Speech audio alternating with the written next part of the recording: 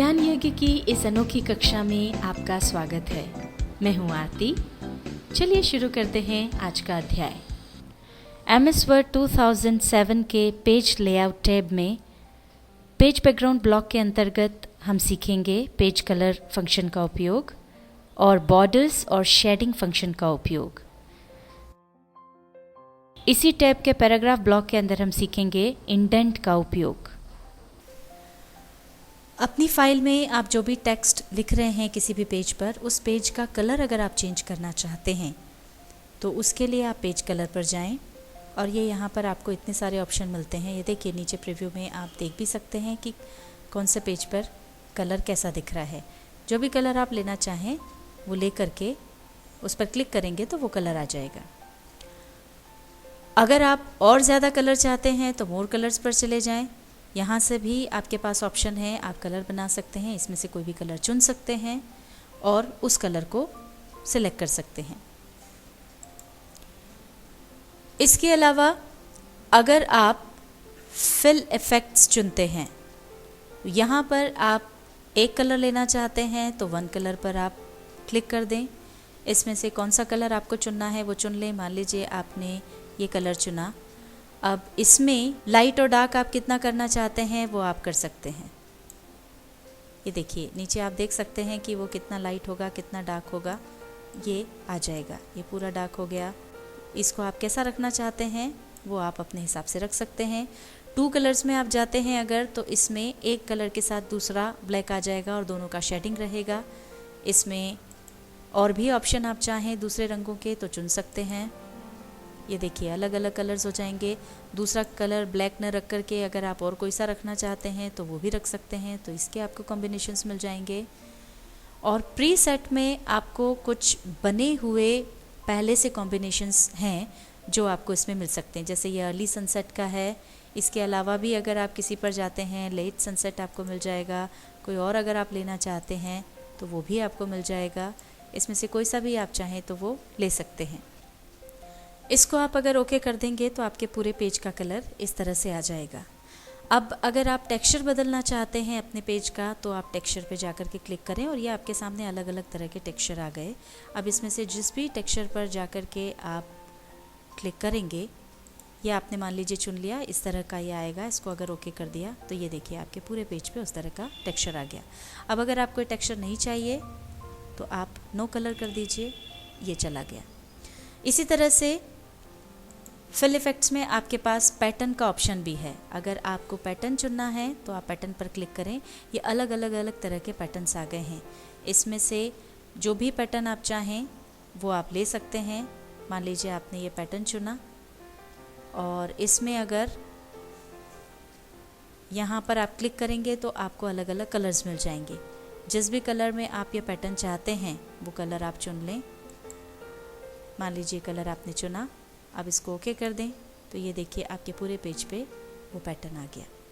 आपको ये नहीं चाहिए तो आप पेज कलर पर वापस जाएं, नो कलर पर जाकर के क्लिक कर दें, ये चला गया। जिस तरह से अभी हमने सीखा कि आप पेज पर कैसे अलग अलग कलर लेके आएँ, टेक्सचर लाएँ, पैटर्न लाएँ, उसी तरह से अगर आपको इस पेज पर कोई पिक्चर लानी है तो उसके लिए भी ऑप्शन है पेज कलर। इस पर आप जाएँ। यहाँ पर आपको जो फिल इफ़ेक्ट्स ऑप्शन मिलता है उसमें जाकर के क्लिक करें।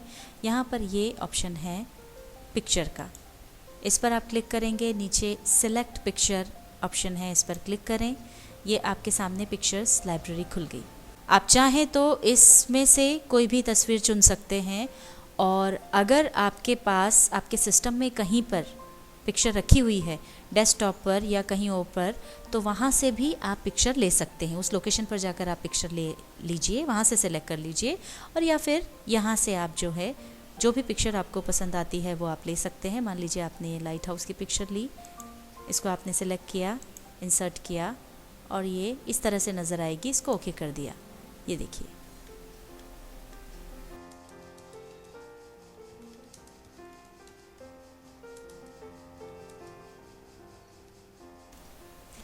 आइए अब सीखते हैं किसी भी फाइल में जो हम टेक्स्ट लिख रहे हैं उसमें उस टेक्स्ट के आसपास या पेज पर बॉर्डर्स अगर आपको डालनी है तो किस तरह से डाली जाए। इसके लिए पेज लेआउट टैब के पेज बैकग्राउंड ब्लॉक में पेज बॉर्डर्स ऑप्शन होता है। यहाँ पर जाकर आपने क्लिक किया तो पहला ऑप्शन आपको मिलता है बॉर्डर्स का। यहाँ से सेटिंग में से आप पहले चुन लें, जो भी टेक्स्ट आप लिख रहे हैं उसके आसपास आपको बॉर्डर चाहिए। तो ये हमने बॉक्स सिलेक्ट किया। इसको सिलेक्ट करने के बाद जो भी हमको यहाँ पर स्टाइल बॉर्डर की पसंद आती है वो हम स्टाइल उसको चुन लें। और इसके बाद हम कलर पर आते हैं। जिस भी कलर में आपको ये बॉर्डर चाहिए वो कलर आप यहाँ से चुन सकते हैं। मान लीजिए वो बॉर्डर आपको इस कलर की चाहिए तो हमने ये कलर चुन लिया।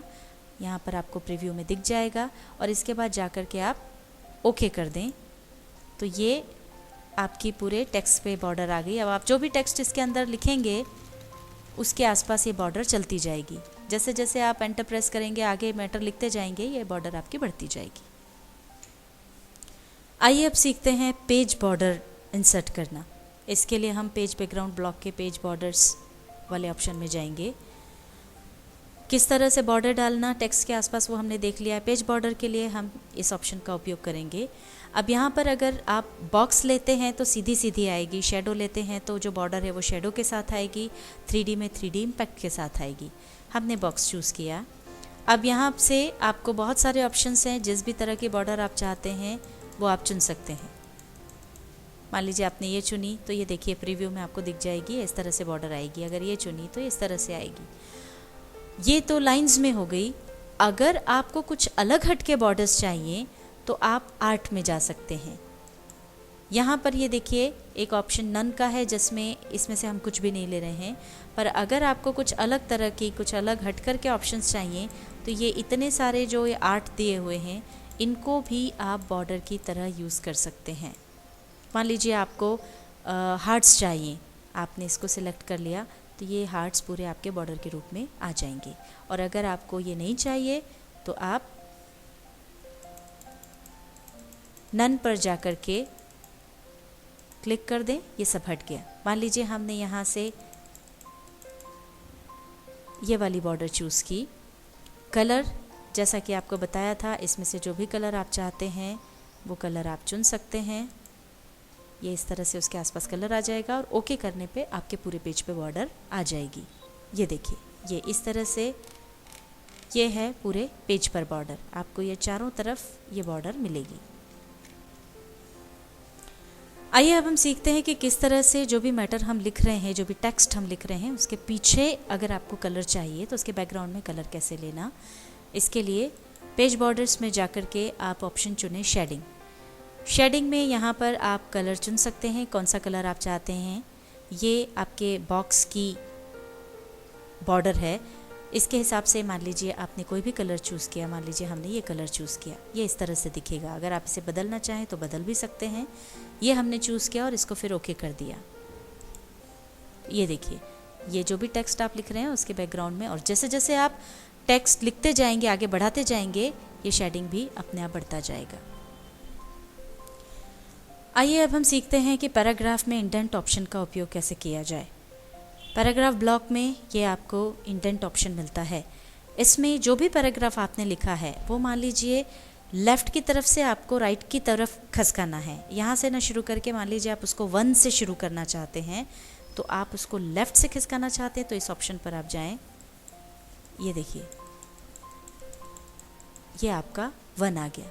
अब मान लीजिए आप राइट से चाहते हैं तो पहले आप अपना कर्सर यहाँ ले आएँ। अगर आप राइट से खिसकाना चाहते हैं उसको और आप उसको 5.5 तक लाना चाहते हैं तो आप यहाँ से फिर उसको ये यहाँ पर हम आ गए। इसी तरह से अगर आप चाहते हैं कि पहली लाइन थोड़ा सा स्पेस देकर शुरू हो, मतलब वो बाकी सारी लाइनों से शुरू ना होकर के मान लीजिए यहाँ से शुरू हो, तो उसके लिए ये आपको ऑप्शन मिलता है फर्स्ट लाइन इंडेंट। ये जो डमरू सा है इसका जो ऊपर का हिस्सा है ये फर्स्ट लाइन इंडेंट है। इसको आप क्लिक करके खसकाएंगे, ये हम यहाँ तक ले आए तो अब हमारा जो पहला अक्षर था वो यहाँ खसक गया और ये इस तरह से आ गया। अगला पैराग्राफ भी अगर आप लिखेंगे उसकी पहली लाइन वहीं से शुरू होगी और उसके बाद वापस से बाकी की लाइनें लेफ्ट में ऊपर वाले पैराग्राफ की सीध में आ जाएंगी। MS Word 2007 के पेज लेआउट टैब के अंतर्गत पेज बैकग्राउंड ब्लॉक में हमने सीखा पेज कलर फंक्शन का उपयोग और बॉर्डर्स और शेडिंग फंक्शन का उपयोग। इसी टैब के पैराग्राफ ब्लॉक के अंतर्गत हमने सीखा इंडेंट का उपयोग।